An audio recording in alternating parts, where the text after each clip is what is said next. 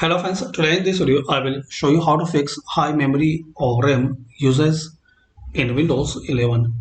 So guys, to resolve this issue, firstly click on Start. Now type here REGEDIT. Right click on Registry Editor. Run as administrator. Now guys, firstly backup your registry editor. So click on File and Export. And if something went wrong, so you can backup your registry editor by importing. Select all and here select all, then save it.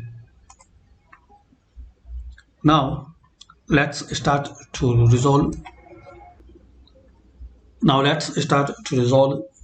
high memory or RAM uses. So firstly expand HK local machine, then expand system, then expand current control set, then expand services.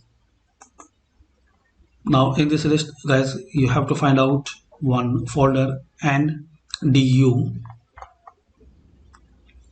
This one you will see NDU folder. Double click on it. Here you will see start. Right click on it and modify. Mac will return number 4. Then click on OK. Again click on. Now close this registry editor and restart your PC or laptop. So hopefully guys, this method will work and it will resolve the problem. And guys, after restart still you are facing error, so you can try second method. Click on start. Now type here services. Open services.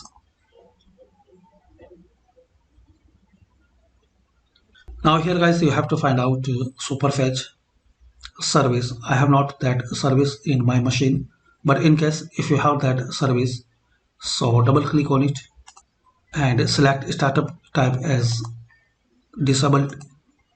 Then click on apply. Then click on OK. And in case this service is running, so right click and stop.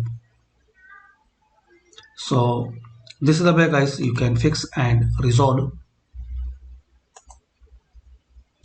high memory or high RAM usage in Windows 11. Thanks for watching guys. Please comment this method work for you or not.